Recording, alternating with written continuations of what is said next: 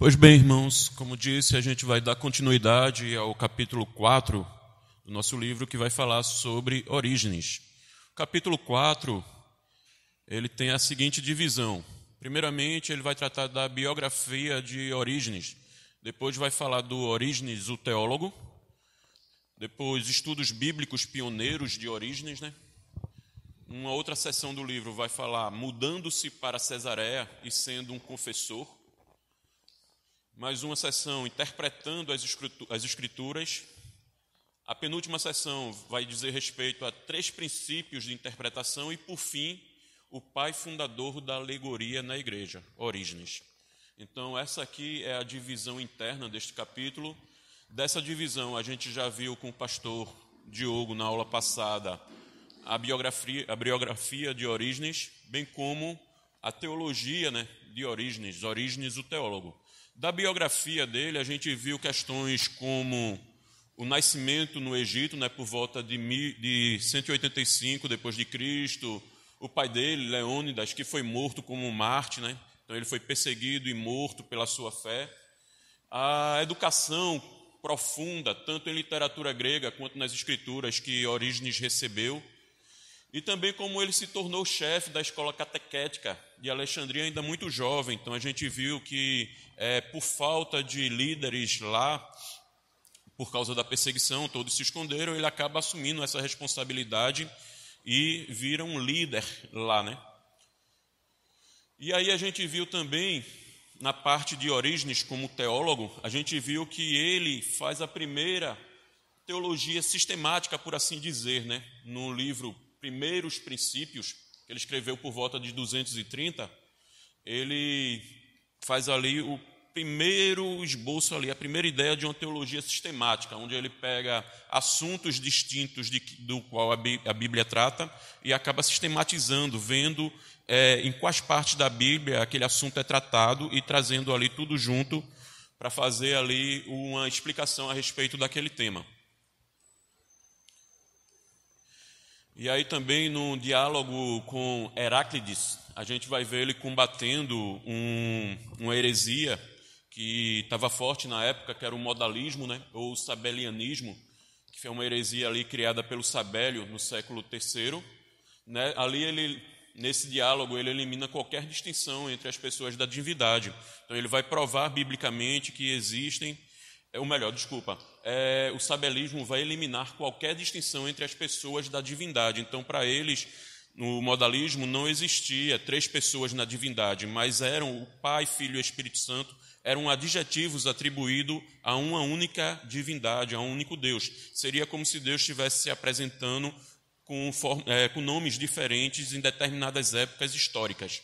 Então, eram adjetivos dados a Deus em épocas diferentes. Na criação, o Pai, na salvação, Jesus, na santificação, o Espírito Santo. Então, seriam adjetivos diferentes dados a um único Deus. Então, seria uma única pessoa, um único Deus. Quando, na realidade, a gente vai ver que a crença ortodoxa, a crença correta, vai se falar de um único Deus mais 3 pessoas, distintas nessa divindade. E aí, o Orígenes ele vai e combate essa heresia e mostra biblicamente que existe, de fato, 3 pessoas distintas na divindade, uma única essência mais 3 pessoas, uma única substância mais 3 pessoas diferentes. E aí a gente também vai ver que Orígenes, combatendo uma heresia e continuando suas especulações, seus estudos, ele de forma indireta assenta as bases para o pensamento daqueles que negariam a deidade do Espírito Santo mais na frente, no século seguinte. No caso, o arianismo, o ário, ele vai negar a deidade do Espírito Santo e também a do Filho, de Jesus. Então ele acaba lançando essas bases aí para uma heresia que vai vir mais à frente. Isso aí foi tudo o que a gente viu na aula passada, é um resumo do que a gente viu na aula passada. E agora a gente vai entrar, de fato, na aula de hoje. E aí a gente pega a divisão ali, o tópico que é estudos bíblicos pioneiros de Orígenes. Então, aqueles estudos ali que ele faz como o primeiro ali, a se debruçar, a fazer. Então, primeiramente, a gente precisa entender que, essencialmente, Orígenes era um comentador, da Bíblia. Ele se debruça, ele gasta muito tempo comentando os livros bíblicos, tanto do Antigo quanto do Novo Testamento. Então, é muito comum hoje, quando a gente vai pregar, quando a gente vai levar um estudo, a gente recorrer a alguns comentadores bíblicos. Então, tem aí o Hernandes Dias Lopes e muitos outros aí que fazem comentários bíblicos. Mas quem começa com isso lá no século II e III ainda é Orígenes. Ele se debruça para comentar o conteúdo bíblico, né? Antes dele, houve poucos comentaristas do Antigo ou do Novo Testamento. Então, a gente vai ver lá Clemente, né? Ele tem essa obra aqui chamada Hipotiposes, que quer dizer esboços. Ele tenta, né, ali explicar tanto o Antigo como o Novo Testamento, mas os poucos fragmentos existentes dessa obra lidam apenas com o Novo Testamento. Então, a gente não tem aí fragmentos que comprovem que, de fato, ele estava fazendo ali também esses comentários do Antigo. São poucos fragmentos que temos e lidam apenas com o Novo Testamento. Também teve ali, Clemente foi anterior, né, a Orígenes. Já Hipólito, um presbítero da igreja de Roma, ele foi contemporâneo, só que ele era um pouquinho mais velho que Orígenes.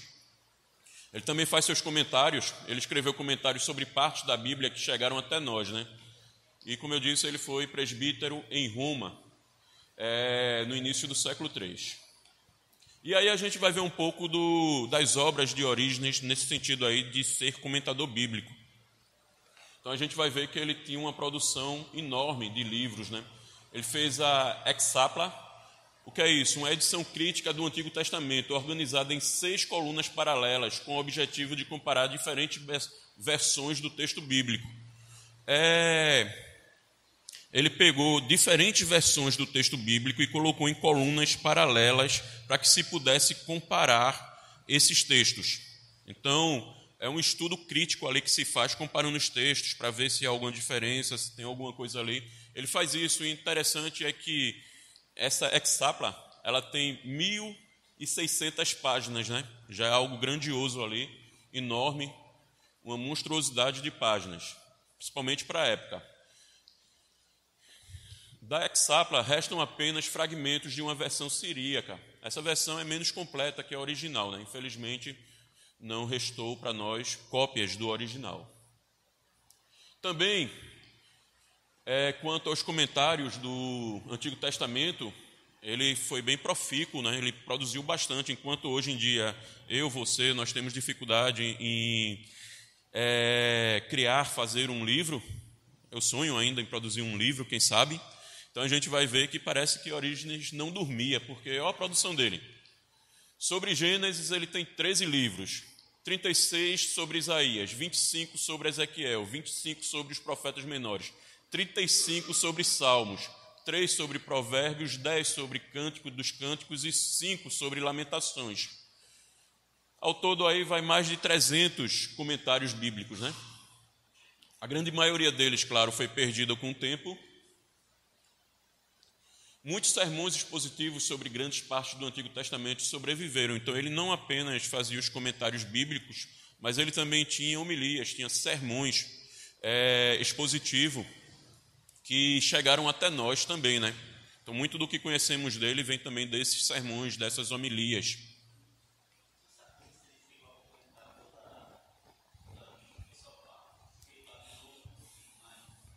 Sim, ele comenta vários textos do Antigo e do Novo Testamento. Não sei, no livro não dá informação se toda a Bíblia, mas ele também inova que ele é o primeiro a comentar os livros de Paulo.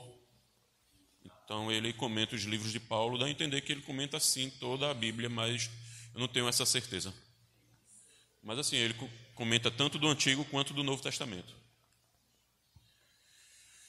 Do Novo Testamento, ainda existem comentários, né, sobre Mateus e João. Orígenes foi o primeiro a escrever um comentário sobre todas as epístolas de Paulo. Então, ali ele é pioneiro. Somente fragmentos destes comentários sobreviveram, né, com exceção de Romanos, né. Há também homilias existentes sobre os evangelhos. Então, ele não só produziu pregações, sermões expositivos sobre o Antigo Testamento, como também sobre o Novo Testamento. Foram vários sermões, né? Então, o autor do nosso livro ele vai concluir dizendo que não há dúvida de que Orígenes foi o pioneiro do estudo cristão do Antigo Testamento, né? Então, ele ali vai começar esse grande trabalho de comentar o Antigo. Seus estudos foram fundamentais no combate ao gnosticismo, século II e III ali, né? Que entre muitas heresias, ele rejeitava o Antigo Testamento como revelação divina. Então, os gnósticos não só acreditavam que Jesus não tinha um corpo, tal, era a heresia lá dos iniciados, né? Como que Jesus não tinha um corpo, ele era como se fosse um holograma. Então, entre as heresias deles também estava a rejeição do Antigo Testamento como revelação divina. Eles não criam que o Antigo Testamento fazia parte ali dos livros inspirados, né? O grande programa exegético de Orígenes mostrou, sem sombra de dúvidas, que o Antigo Testamento tinha de ser incluído na Bíblia cristã. Em 230, Orígenes deixou Alexandria, em que a gente já muda para um outro tópico, tá? É quando ele vai se mudar para Cesareia e vai se tornar um confessor. Confessor, quando eu li, assim, eu pensei que tinha entendido o que era, né? Eu pensei que ele tinha ido para lá, para Cesareia, e tinha se tornado alguém com que os irmãos iam se confessar. Mas não é isso não. A gente vai ver no final que é completamente diferente, né? Eu pensei que tinha lá o confessionário, como tem na Igreja Católica, e as pessoas iam se confessar, mas não é isso não. É algo bem sério que ele sofre, né? A gente vai ver no final o que é um confessor. Em 230, Orígenes deixou Alexandria e foi para Cesareia, né, na Palestina. Por quê? Porque rolou uma complicação lá com o bispo, né? O bispo Demétrio.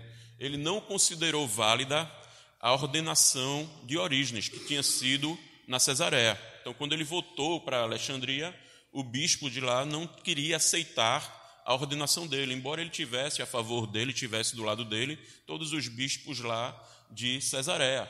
Então, ele resolve se mudar e vai para Cesareia.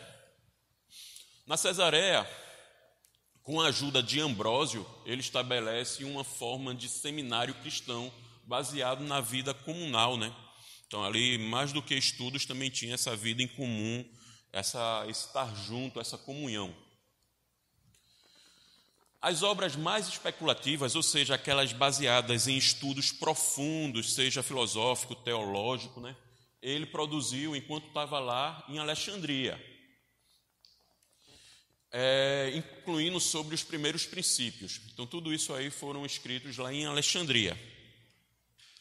A maioria de suas homilias, né, dos seus sermões e os comentários bíblicos datam do tempo em que ele viveu em Cesareia. Então, é nesse momento aqui quando ele, mais tardio, né, onde ele está fazendo seus estudos mais tardio, é quando ele vai desandar um pouco da ortodoxia, né? Nesse momento aqui, mais próximo da vida dele. Ele começa bem, como a gente viu na aula passada, e depois ele começa a fazer algumas especulações que vão dar base para que alguns hereges venham a disseminar algumas heresias, como a negação da divindade de Cristo e do Espírito Santo. São nesses estudos aqui mais tardios em Cesareia.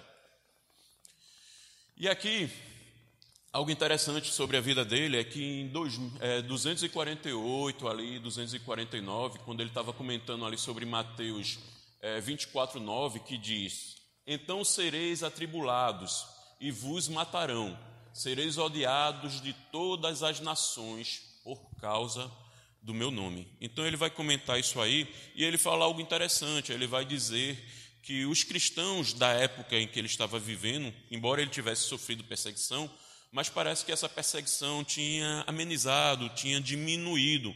E aqueles cristãos ali mais novos, eles não tinham sofrido essa perseguição.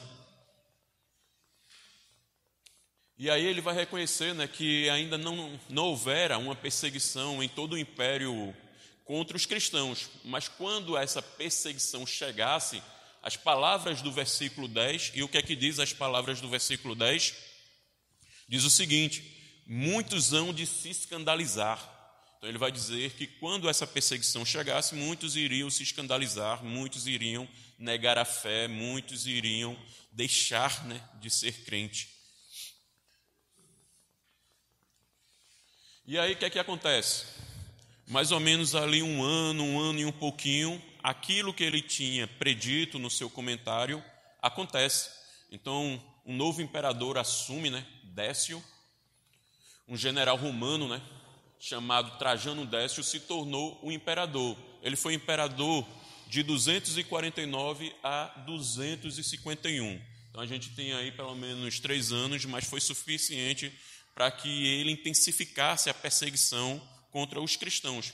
Então, eles estavam ali desfrutando de uma pequena paz ali, um período mais ameno de perseguição, mas quando o Décio assume, ele vai partir para cima, ele vai de fato apertar ali, e ele vai exigir a adoração, o sacrifício aos deuses romanos, Então, ele vai logo ali, lançando uma ordem imperial para todos os cidadãos sacrificassem aos deuses romanos.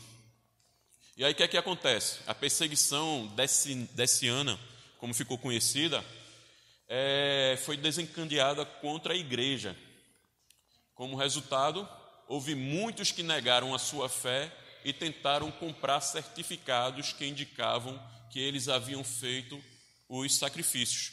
Então, a partir do momento da perseguição, muitos cristãos acabam aí se escandalizando, como havia a predição, quando ele comenta o texto bíblico, e acabam negando a fé. Então, eles preferem salvar a vida, salvar seus bens, e tentam comprar os certificados de que eles tinham sacrificado para mostrar que, de fato, eles adoravam, eles serviam aos deuses pagãos romanos,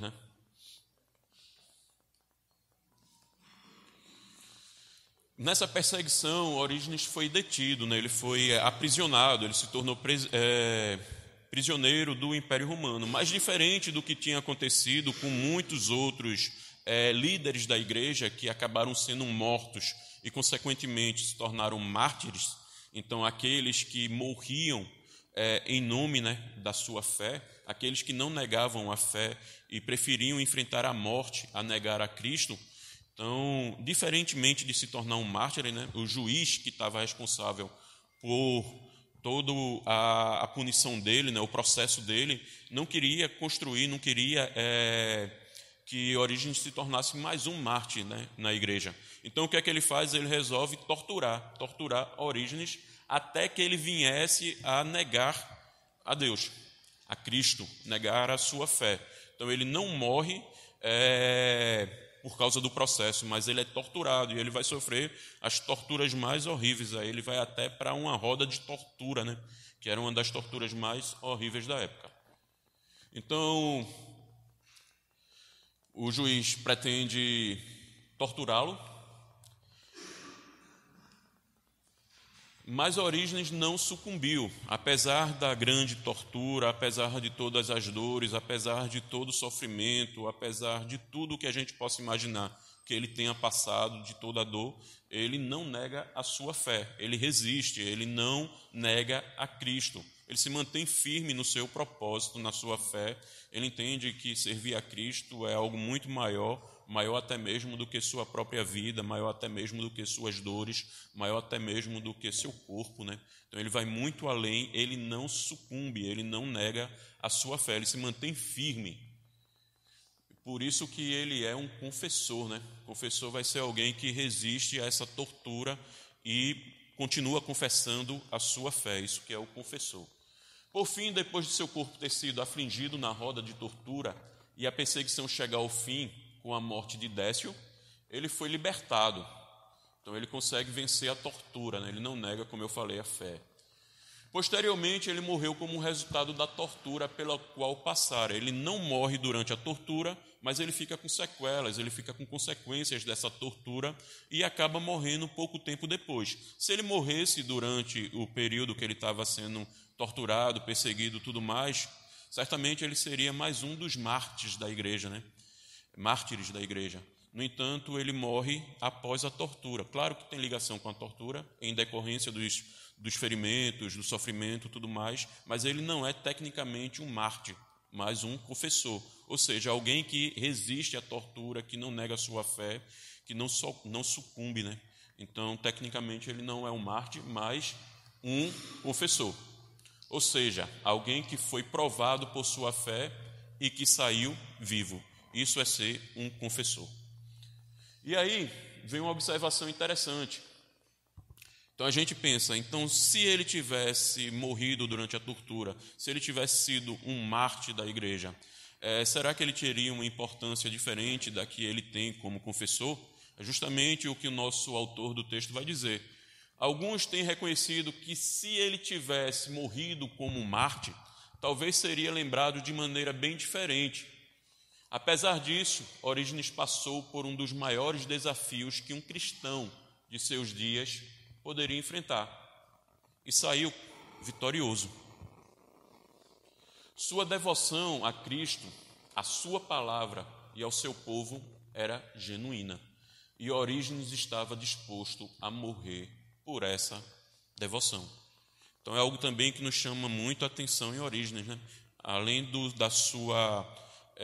seu cuidado, do seu zelo, de todo o seu empenho em comentar, em estudar as Escrituras, então ele também vivia de acordo com aquilo que ele aprendia, de acordo com aquilo que ele estudava, de acordo com aquilo que ele pregava. Então não era só uma teoria, mas tudo aquilo que ele cria também reflete no seu modo de vida, a ponto até mesmo de, se necessário, morrer por Cristo. Então, a mensagem de Cristo, a mensagem da cruz não estava apenas na sua mente, mas estava também no seu coração, estava no seu viver, estava no seu dia a dia. Então, o ensino também descia para o coração, né? Então, e certamente, talvez, se ele tivesse morrido como um mártir, talvez ele tivesse um destaque maior, né, como o texto aí coloca. Então, talvez as pessoas vissem como de uma forma diferente, né? E aí a gente vai pular agora para o próximo tópico, o próximo subtítulo ali, né? Um subtema ali do livro, mais uma das divisões. E aí a gente vai ver o Orígenes intérprete das Escrituras, né? Ele interpretando as Escrituras. No período em que ele viveu, havia uma grande hostilidade contra o cristianismo, havia as perseguições, havia a desvalorização da fé cristã, né? Então, a ponto de a Bíblia ser considerada aqui, como um escrito bárbaro pelos eruditos gregos. Então, eles menosprezavam os ensinamentos cristãos. Ele tinha como se fosse algo de menor valor, algo como um escrito bárbaro ali, que estava fora da cultura grega, né? Não fazia parte da cultura grega e era menosprezado por isso. Não é muito diferente do que a gente vive hoje, né? Então, você ser cristão, em muitos círculos aí, você é considerado como uma pessoa menos inteligente, isso para não dizer burro, né? Então, uma pessoa que não acredita na ciência ou que nega a ciência. Enfim, então você é um cidadão de segunda categoria, né? Então, muitas vezes, crer na Bíblia é você ser ridicularizado. Inclusive, muitas vezes na universidade, que se aceita de tudo, menos você crer. Você pode crer em gnomo, pode crer em comadre Florzinha, você pode crer no Papai Noel, você pode crer em qualquer coisa. Só não pode crer em Cristo, só não pode crer em Deus. Inclusive, você pode crer em outros deuses, será muito bem-vindo. Mas quando você crer no Deus cristão, então muitas vezes você é ridicularizado, você é escanteado, enfim. Então você pode sofrer um pouco disso hoje em dia. E no século II e terceiro período em que Orígenes viveu, não é muito diferente, né? Então havia uma grande hostilidade contra o cristianismo. E essa hostilidade não era só física, a perseguição, mas também era uma hostilidade intelectual, o que fazia também com que houvesse uma necessidade muito grande de que as pessoas, os pais da igreja, estudassem bastante, tanto teologia até mesmo filosofia, para poder conversar com os sábios, né, da época. Então a gente vai ver até mesmo o exemplo de Paulo, quando ele vai conversar lá no Areópago. Então ele pega ali um ponto de contato e ele está discutindo ali com os filósofos gregos. Então ele vai ali e pega um ponto de contato, pega o Deus desconhecido e começa a falar a respeito do Deus da Bíblia, né? Então havia essa necessidade muito grande dessa erudição também.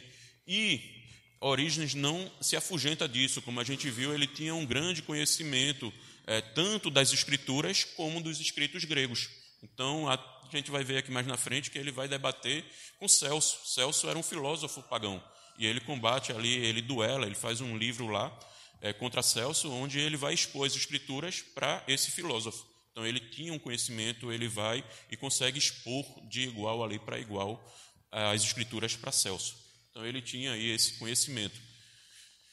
Muitas vezes essa necessidade também ocorre hoje em dia, né? Então a gente precisa de fato conhecer as escrituras, a gente precisa conhecer a nossa cultura, a gente precisa conhecer bastante aí para ter esses pontos de contatos para poder defender a nossa fé. Então isso também é importante para os nossos dias.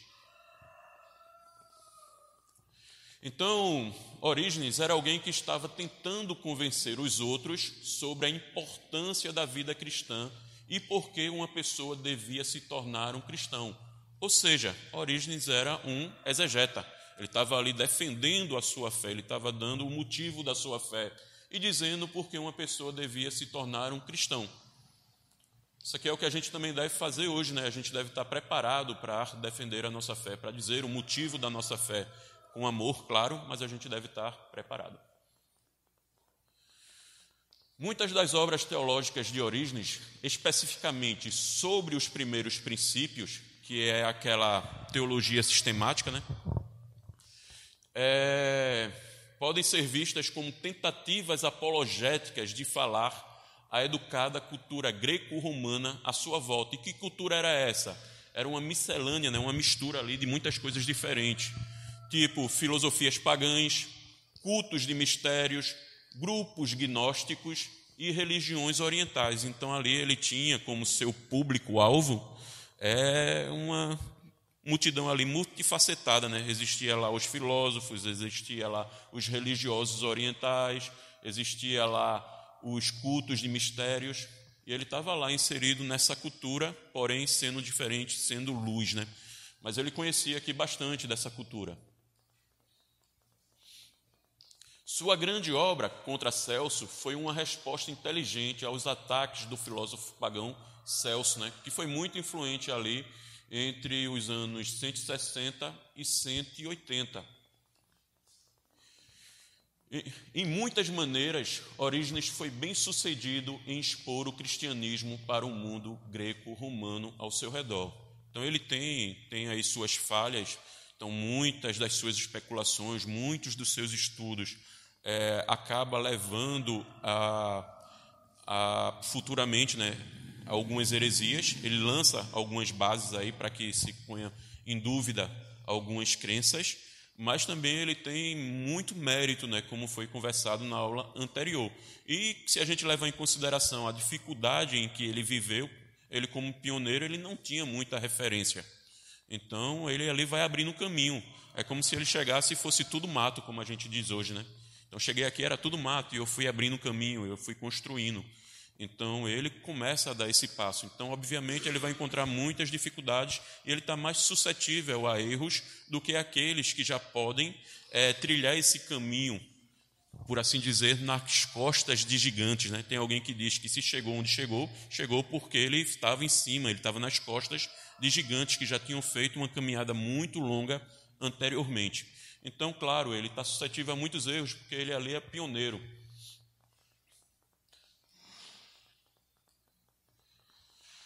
Mas, apesar desse conhecimento cultural que eu falei, apesar de ele ter uma boa erudição na cultura greco-romana, um bom conhecimento do grego, então ele baseava toda a sua, o seu conhecimento, baseava toda a sua apologética na Bíblia, né? A Bíblia era central nesse engajamento de Orígenes.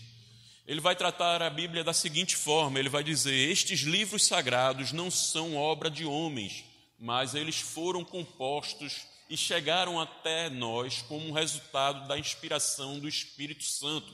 pela vontade do Pai do Universo, mediante Jesus Cristo. Então ele já tinha ali, como doutrina, ele já tinha ali a questão da inspiração bíblica, né, através do Espírito Santo, ali por meio do Espírito Santo. Isso já era muito forte, já era muito presente na teologia de Orígenes, ali no século II, né? Então a inspiração, e a gente vai ver que não só a inspiração, mas a inspiração de toda a Bíblia, né? Tanto o Antigo como o Novo Testamento, ele vai defender isso aí. Ele vai crer que todas as Escrituras foram, de fato, inspiradas pelo Espírito Santo, como a ortodoxia ensina. Então ele vai dizer o seguinte: o Espírito Santo quem compôs ou supervisionou a formação das Escrituras. Ele vai além, ele vai dizer, não somente o Espírito Santo supervisiona os escritos que foram anteriores à vinda de Cristo, ou seja, o Antigo Testamento, mas visto que é o mesmo Espírito e procede do mesmo único Deus, ele lida desta maneira com os evangelhos e os escritos dos apóstolos. Em suma, ele está dizendo que é inspirado todo o Antigo e todo o Novo Testamento. O Espírito é o mesmo Deus, e ele que dá essa unidade tanto ao Novo quanto ao Antigo Testamento. Então ele vai defender. Lembra que eu tinha falado para vocês que os gnósticos negavam a inspiração do Antigo Testamento? Então ele vai combater isso aí, e ele vai dizer que toda a Escritura, como Paulo vem a dizer, é inspirada pelo Espírito Santo. E aí, naquele livro lá, né, contra Celso, ele diz o seguinte para Celso: o Evangelho não estabeleceu leis em contradição com o Deus da lei, nem o Pai esqueceu, quando enviou Jesus, os mandamentos que havia dado a Moisés. Então ele vai falar dessa unidade. Tanto é que Cristo vai dizer: eu não vim para rejeitar, né, ou descumprir o Antigo Testamento, mas eu vim para cumprir as leis. Então ele cumpre as leis. Então não há uma discordância, não há uma, eu acho que a palavra é essa mesmo, não há uma discordância ali, mas há uma unidade em todas as Escrituras, do começo ao fim. Inclusive é um tema central, né, que a gente vai ver, não é o que ele diz, mas a gente vai ver que o tema central é Cristo ali, né, então é toda uma unidade nisso aí.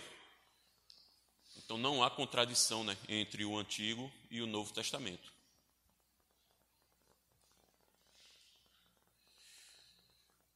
Aqui, além de afirmar a autoria divina das Escrituras, Orígenes também reafirma uma chave hermenêutica, achada, por exemplo, em seu contemporâneo mais velho, Irineu de Lyon, ou seja, a unidade dos testamentos como sendo a obra do único e mesmo Espírito Santo. Então, o que Orígenes vai dizer ali acaba repercutindo também, e é aquilo que a gente entende como ortodoxia hoje também. Então, gente, tá tranquilo? Vocês estão entendendo? Tá? Alguma pergunta?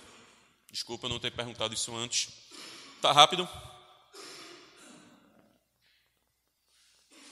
Tá rápido?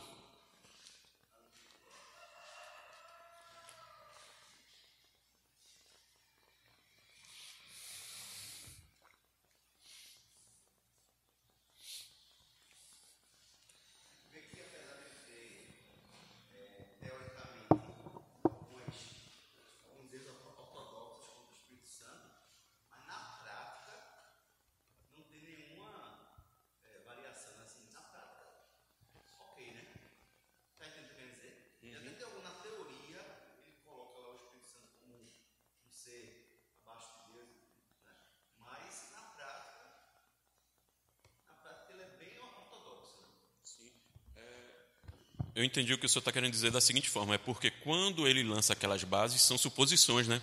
Ele diz, olha, poderia ser isso, isso e isso. Aí ele diz, não, mas a correta é essa. Aí aquelas suposições que ele coloca lá como se o Espírito Santo fosse inferior, então aquele erro, né, da questão, aquela confusão entre ontologia e economia.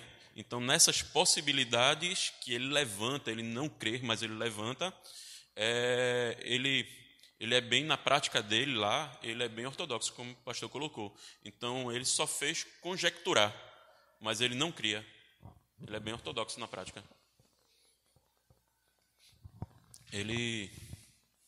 O erro dele foi essas, por assim dizer, né, se a gente for considerar dessa forma, o erro dele seria conjecturar essas outras hipóteses aí, e que também não é nem tão ruim, porque aí a gente vai ver que há um erro apenas de entendimento quanto à economia e ontologia. Ontologicamente são iguais. Na economia há uma, por assim dizer, uma submissão voluntária na missão da salvação, ou na criação, né? Então, o filho se submete ao pai e o espírito se submete ao filho. Então, também não há um erro se a gente for entender dessa forma. Então, ele acaba lançando também o entendimento para uma forma correta de se crer, né, economicamente. Acho que é basicamente isso. E aí ele continua falando do Espírito Santo, essa questão da inspiração, né? O Espírito Santo não só compôs ou supervisionou a formação das Escrituras, mas vai além. A sabedoria de Deus penetra todas as Escrituras inspiradas por Deus, até a menor letra.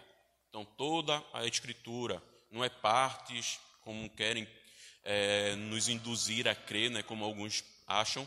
Então, a Escritura é toda inspirada. Então, ela contém, não é que ela contenha, né, a verdade, ela é toda a verdade. É sempre o Espírito Santo que fala no texto da Bíblia. Então aqui ele também vai defender que é sempre o Espírito Santo que fala no texto da Bíblia. Toda a letra da Escritura é valiosa, por isso que Orígenes dedicava muito tempo e vigor à definição do texto correto das Escrituras, né, que ele cria ali que toda a Escritura é valiosa.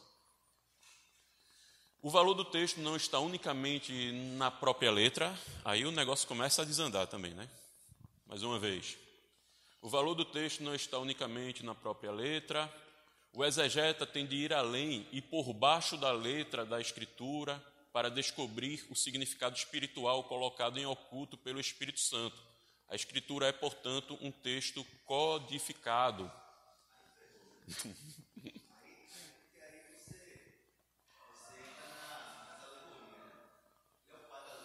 Isso. Ele começa bem, começa, e depois vai lá e dá uma escorregada. Se bem que não é de todo mal, né? Na visão dele, não é de todo mal, porque a gente vai ver que, embora ele acredite, eu vou continuar com isso, embora ele use a alegoria, ele não usa a alegoria o tempo todo, ele não nega o valor dos outros métodos, dos outros princípios. Ele faz usos específicos, ele não alegoriza tudo. Aí é menos mal por causa disso, né? Ele não alegoriza tudo. E aí a gente entra naquilo que o pastor falou, o método alegórico. E aí, vamos lá.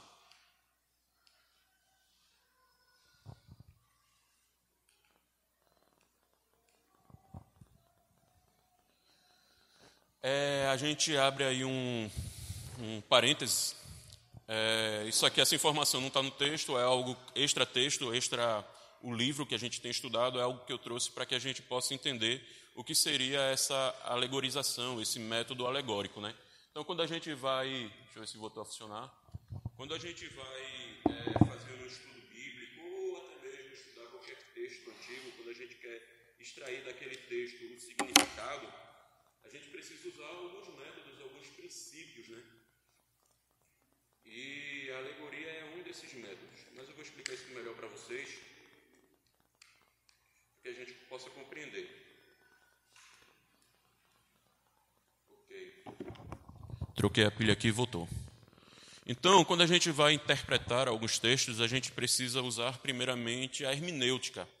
Então, o que é a hermenêutica? É interpretar, é explicar. Então, a hermenêutica hermenêutica quer dizer interpretar, explicar.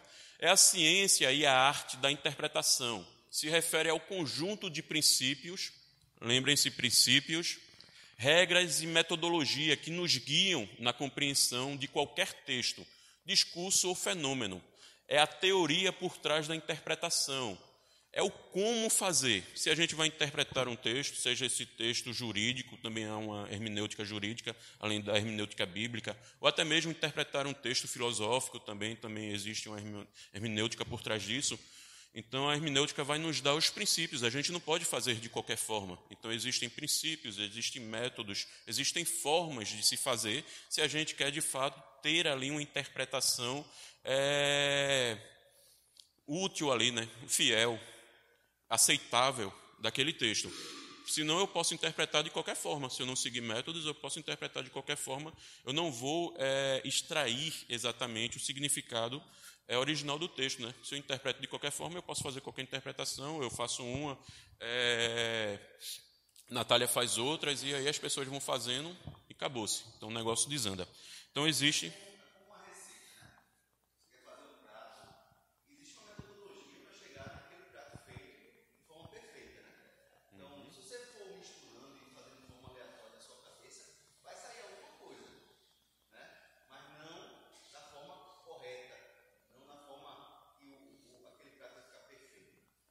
Exatamente, pastor. Então, é o como fazer, né? Como fazer para que a gente tenha alguma coisa ali útil, alguma coisa ali correta, alguma coisa viável ali, né?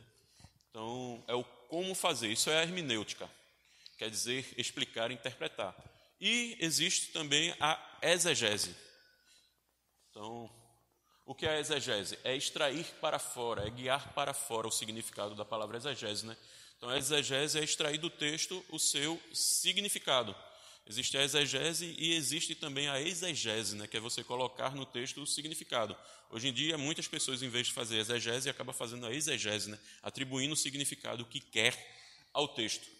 Então, a exegese é a prática da interpretação. Se a hermenêutica é o como fazer, a exegese é o fazer, é você colocar em prática aquela metodologia, aqueles princípios num ato de interpretar um texto. Então, falando em hermenêutica, um princípio da hermenêutica bíblica que é muito conhecido. Então, todo mundo acho que sabe, né? Qual seria esse princípio? É de que a Bíblia interpreta a própria Bíblia. Então, quando você chega lá, isso aí é um princípio hermenêutico. Quando você chega num texto lá um pouco mais difícil ali, então o que é que você faz? Você recorre à própria Bíblia, você vai ver outras passagens que tratam daquele mesmo assunto e vai explicar o texto à luz dos outros textos. Então, isso é um exemplo de princípio hermenêutico. A exegese é a prática desses princípios aqui, né? O trabalho minucioso e investigativo de analisar um texto específico para extrair o seu significado original, tal como foi pretendido pelo autor humano, sob a inspiração divina e compreendido pelos seus primeiros leitores. Então, uma hermenêutica, uma exegese mal feita, vai nos levar a muitas heresias, né? Há muitas interpretações erradas do texto. Então, por isso que a gente precisa ter esses princípios. Ok? E aí, o que seria o método alegórico ou a alegorização? Uma frasezinha aqui interessante, né? Se a hermenêutica é a teoria, a exegese é a sua aplicação concreta, né? Então, se a hermenêutica é o como fazer, a exegese é o próprio fazer, é colocar em prática aqueles métodos, aqueles princípios que guiam a interpretação de um texto. Seja esse texto jurídico, seja a Bíblia, seja até mesmo textos filosóficos ou mitológicos, como a gente vai ver aqui. Então, já se usava a questão da hermenêutica anteriormente, né? E o método alegórico é uma abordagem, né? É um dos métodos da exegese, né? É uma abordagem hermenêutica que busca um sentido mais profundo e espiritual nos textos bíblicos, além de sua interpretação literal ou histórica. Se a gente voltar aqui, ó,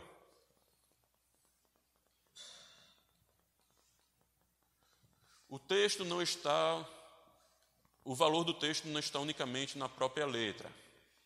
O exegeta tem de ir além, por baixo da letra da Escritura, para descobrir o significado espiritual colocado em oculto pelo Espírito Santo. E a Escritura, portanto, é um texto codificado. Exatamente Orígenes falando sobre a alegorização, ele indo atrás de um significado mais profundo, um significado espiritual para aquele texto.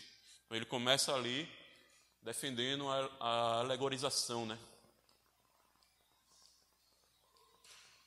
Então, a alegoria seria isso aqui, sentido ou a alegorização, né?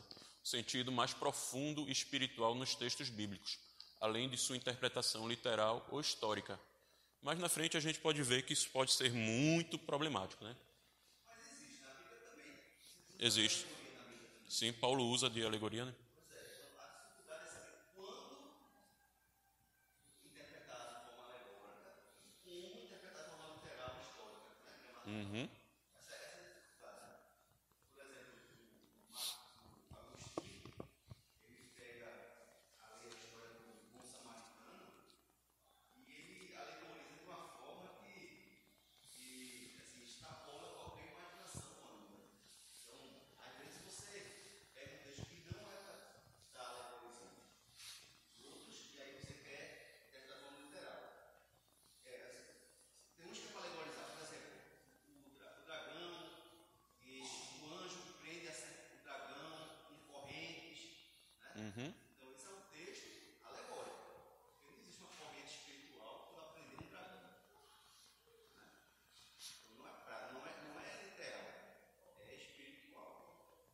Tem hora que tem que ser alegórico, tem hora que tem que ser literal. Exatamente. Tipo, a gente pega lá o fato de Jesus andar sobre as águas. Se a gente entende literalmente, a gente vai ver que Jesus tem poderes sobre-humanos ali, né? Vai apontar para a divindade. Mas pode-se alegorizar ali e dizer que, de fato, aquilo ali não aconteceu. Se aconteceu, não tem importância. Aquilo ali aponta para algo espiritual, algo maior ali, que seria tipo a superação. Jesus andou sobre as águas e botou Pedro para andar, né? Então seria a superação de Pedro ali, superando obstáculos e andando sobre as águas. Então poderia, alegorizando, vai se perder muito daquilo que, se entendendo como literal, aponta para a divindade de Cristo. Então a gente pode, alegorizando, até mesmo deixar de crer no milagre, como vai ser a crítica aqui que vai ser feito. Então, quando você tenta ali alegorizar algo que é literal, você acaba perdendo algumas coisas muito importantes, por sinal, né? Porque o texto ali, o fato de Jesus andar, vai apontar para essa divindade de Cristo, né? Ok, voltando agora para o texto, para o livro. Então, por que é que Orígenes usa da alegoria? Primeiramente, porque por volta do século V aqui antes de Cristo, a alegorização grego de Homero, né?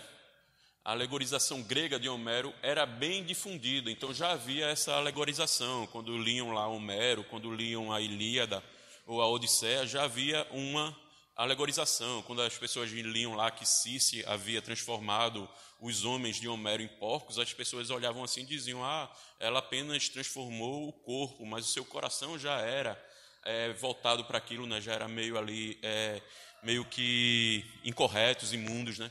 Então havia já uma alegorização ali, eles já buscavam significados além do literal.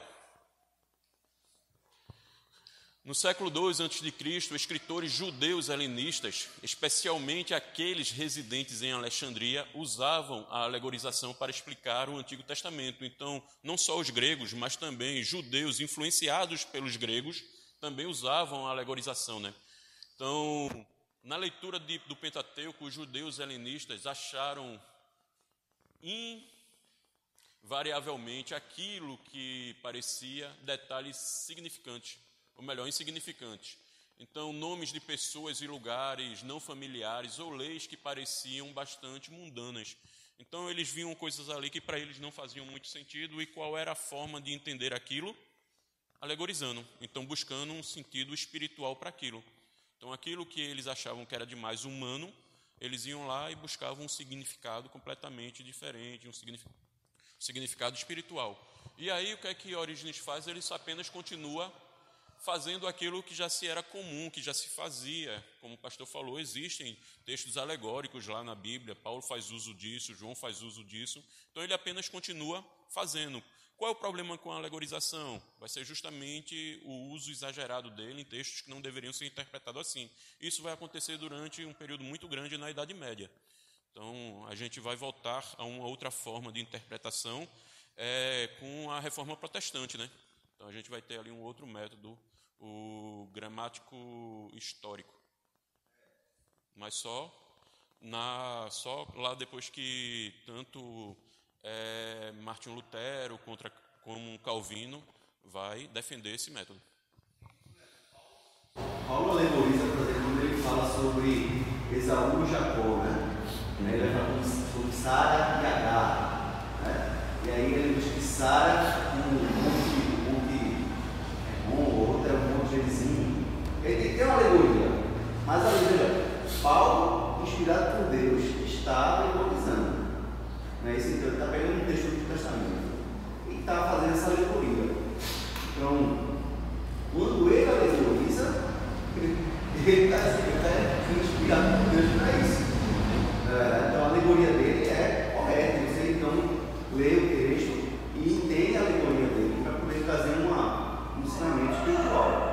Mas a gente não pode pegar o texto que está sendo direto ali e a gente tirar uma alegoria para poder trazer uma interpretação que a gente quer.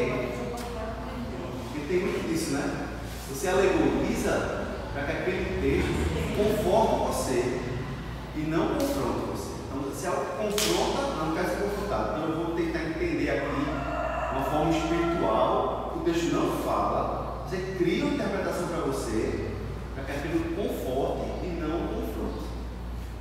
A fala do pastor me faz lembrar, né? Minha mãe pregava a Bíblia assim, aí vai lá, tá lá o texto, vai falar que o rei vencerá, não sei o que, ela vai e diz, Deus vai te dar vitória, tal, e pega o texto e usa naquele momento, trazendo sentidos ali para a vida naquele momento.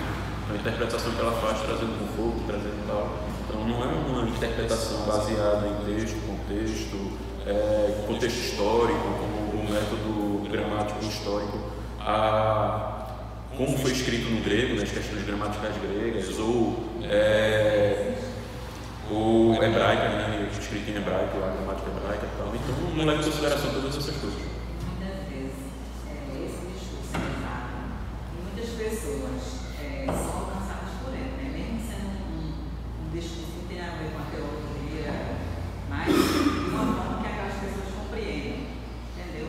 Porque aqueles pastores não têm estudo teológico, não têm essa preparação, e de qualquer forma alcançam pessoas que eu acho que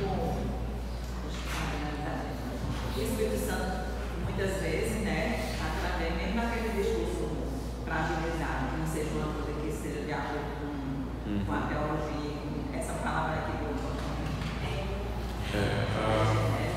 mas que, de qualquer forma, a palavra de Deus é conhecida mesmo assim, né, alcança pessoas. A colocação da irmã é muito importante, foi muito boa, porque uma das coisas que a gente vai ver, inclusive, aqui, é que a questão da salvação, o plano de salvação, ele está muito claro nas Escrituras. Não precisa ser um homem culto, um grande intelecto para poder entender o plano da salvação. Existem algumas coisas que ali exigem um pouco mais de estudo, de fato. Então, algumas doutrinas, como a da Trindade, exigem mais, mas o plano de salvação, ela está claro ali, as pessoas vão ter facilidade de ver e entender. Então, é uma das coisas ali, como a irmã colocou, então as pessoas são alcançadas, não precisa de muita interpretação, não precisa de muito estudo para entender o plano da salvação, ele é muito claro. Então, é por isso também que Orígenes vai dizer, né, quando ele vai defender a literalidade da Bíblia, ele vai dizer que ela serve, inclusive, para salvar pessoas. Então, a pessoa, ele não vai usar... A gente vai ver também mais na frente, está terminando, tá, gente? Ele não vai usar alegoria quando ele combate com Celso. Ele usa literalidade, ele usa o texto literal. Então, ele vai falar de 3 funções importantes do texto literal. Então, é muito importante isso aí. Vamos lá, gente, para terminar? Também tinha aqui, né? É vital compreendermos que este interesse na alegorização levou à opinião de que um texto histórico tinha valor transhistórico somente se pudesse ser alegorizado. Então, entre os gregos lá, eles entendiam que um texto só teria valor transhistórico, só seria divino, só teria um valor além da história, se ele pudesse ser alegorizado. Um texto que é meramente histórico não pode ser divino em seus ensinos. Por isso, o pagão Celso acusava a Bíblia de não ser um livro divino, pois ele não podia ser, ou ela não podia ser, alegorizada. Então, havia essa pressão também, né, entre os gregos. E aí, apesar de usar amplamente este método de exegese, né, a alegoria, Orígenes nunca usou ignorando os outros métodos. Então ele usava também a alegorização, mas ele usava os outros métodos, método histórico, método literal.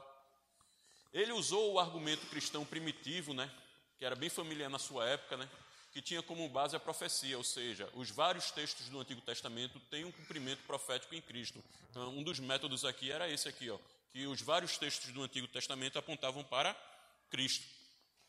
Era uma das formas também, né? E Orígenes se recusou a rejeitar textos meramente históricos, vistos que essas passagens, que são historicamente verdadeiras, são muito mais numerosas do que aqueles que são compostas de significados puramente espiritual. Ou seja, ele se recusou a não aceitar, né? Ele aceitou os textos históricos, visando que esses textos históricos que tinham realidades verdadeiras, né, fatos históricos, eles são muito maiores do que aqueles que poderiam ser alegorizados, né, puramente espiritual. Então ele vai defender esse texto literal. Ficou clara essa parte, gente? Então ele vai dizer que a parte lá que não pode ser alegorizada é muito maior do que a parte que pode ser alegorizada, e por isso ele não nega a importância desses textos. Orígenes pode surpreender o leitor.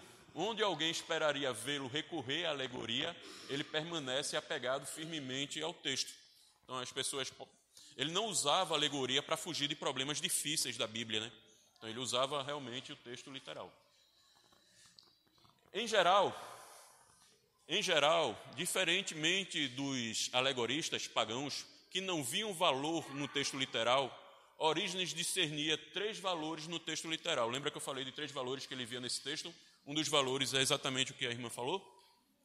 A Bíblia contém realmente histórias verdadeiras e importantes. Ignorar isso significaria esviscerar o cristianismo, tirar as vísceras do cristianismo, né? Assim, por exemplo, Orígenes defenderá, né, a historicidade dos acontecimentos da vida de Jesus. Então ele defendia aquilo ali como se fosse literal, é histórico. Os acontecimentos da vida de Jesus, morte, ressurreição, os milagres e tudo mais, ele entendia como, de fato, histórico. Ele não alegorizava. Segundo valor, Orígenes sempre foi consciente de que a igreja continha crentes simples, que eram edificados pelo sentido literal do texto. Então, os crentes simples, eles poderiam ser edificados pelo sentido literal, como a gente viu o plano de salvação. Então, é muito simples ali de entender, está ali sentido literal e tudo mais. Por fim, o significado literal tem um valor apologético claro. Esse é o último, né?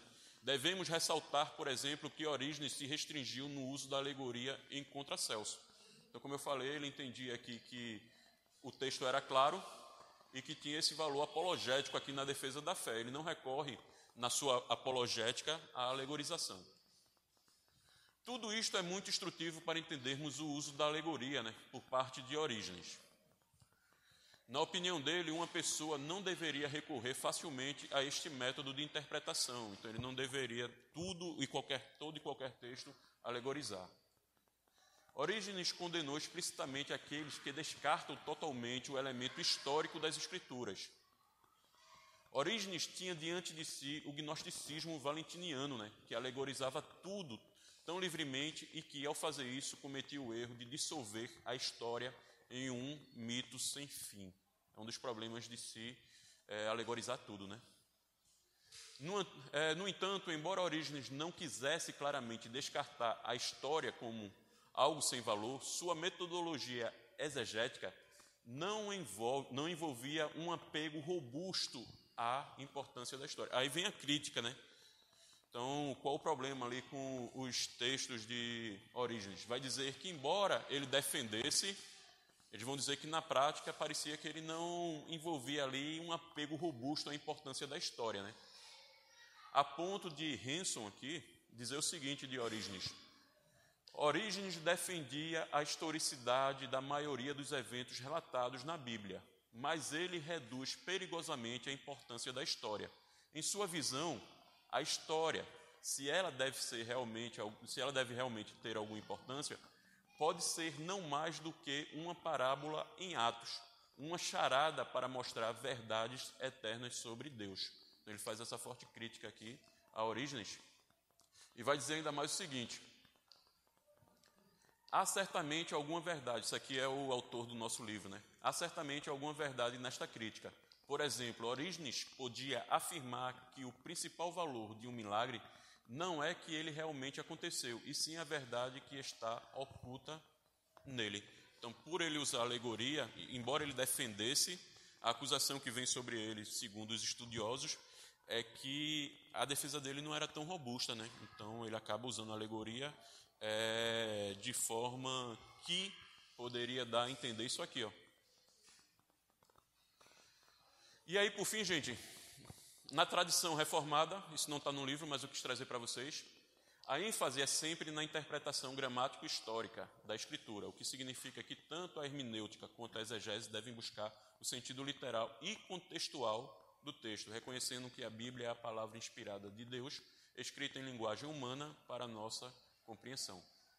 E nossas próximas aulas aqui a gente trabalhou, o pastor trabalhou a biografia de Orígenes, Orígenes o teólogo. Nós hoje vimos os estudos pioneiros de Orígenes, quando ele se mudou para Cesareia, né, se tornou ali um confessor, interpretando as Escrituras. Ficou esses 2 tópicos aqui para a próxima aula. 3 princípios de interpretação, então a alegorização vai partir de 3 princípios, né, literal, moral e espiritual, e ele como o pai fundador da alegoria na igreja, né, o pastor aqui tinha trazido isso à tona, né, que ele foi o fundador da alegoria na igreja. Pastor, o senhor pode orar encerrando, pastor? Só dar um exemplo assim de alegoria. Por exemplo, eu vi uma pessoa, um professor, ele diz assim, é crente, ele querendo dar um exemplo do que ele queria falar. Por exemplo, a parábola do semeador. Então, a parábola do semeador deixa bem claro que é porque Jesus explica cada coisa, né? A Bíblia interpreta a própria Bíblia, não é assim? Então, Jesus interpretou o que ele falou, porque os discípulos não entenderam, Jesus foi lá e explicou. A semente é o quê? Na explicação da parábola. O que é a semente? Jesus falou o que é a semente. É a palavra que está sendo jogada, não é isso? Então, a terra é o quê? É o nosso coração. Então, nosso coração, a semente pode cair à beira do caminho, é aquela pessoa que simplesmente rejeita totalmente a palavra. O coração da pessoa pode ser uma terra com pouca profundidade, que cai, a raiz não tem de onde se nutrir, o sol vem, seca. Então, e o sol seria as intempéries da vida, né, os problemas. Porque por que a gente interpreta assim? Porque Jesus falou assim. Então, Jesus falou explicando cada detalhe. Então, a gente não pode querer tirar daí algo mais profundo do que isso, algo espiritual. Não, porque já está muito claro o que é. Entende? Aí esse professor, ele diz assim, não, porque se você é a semente, se você cair num local onde você não é valorizado, você não vai crescer. Você tem que, como uma semente, cair numa terra fértil. Porque na terra fértil é aquele lugar onde vão valorizar você e você vai poder crescer e produzir. Irmãos, essa interpretação não é bíblica. Mas pode edificar alguém. Entende, Doroteia? Autoajuda. Mas veja, pode ajudar alguém. Uma pessoa pode dizer, entendi. Então quer dizer que eu sou uma boa semente. Eu tenho valor, só que eu caí numa terra que não tem valor. Eu tenho que sair dessa terra que não tem valor e ir para uma terra que tem valor. Exato. Então, veja, essa forma de explicar a parábola, que não foi a forma que Jesus explicou, ela pode, entre aspas, trazer um ensino moral para a pessoa, que a pessoa pode sair edificada. Fui edificado, Deus falou comigo. Eu entendi agora porque eu não estou dando certo aqui. Eu sou uma boa semente, só que eu estou na terra errada. Exato, veja, a pessoa sai feliz, mas não sai biblicamente nutrido. Exato. Exato. Então veja uma forma alegórica, essa é uma forma alegórica de interpretar um texto.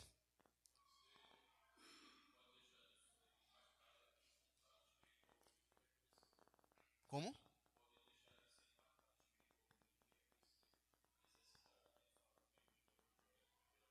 Exato. Não entendeu nada a pessoa. Não entendeu nada.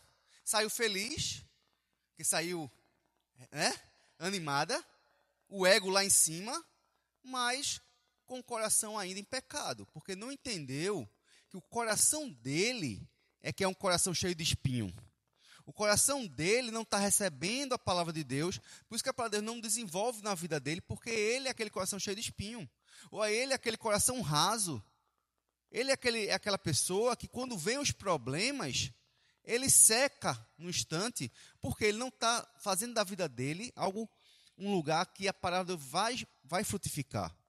Então, o meu coração, quando está aberto à palavra de Deus, como a palavra de Deus é, essa palavra vai cair no meu coração, eu vou aceitar aquela palavra, e vou deixar que aquela palavra transforme a minha vida. Esse é o coração da terra fértil. Quando é que nós somos terra fértil? Quando a gente está dando lugar ao Espírito Santo e aceitando a palavra como a palavra é.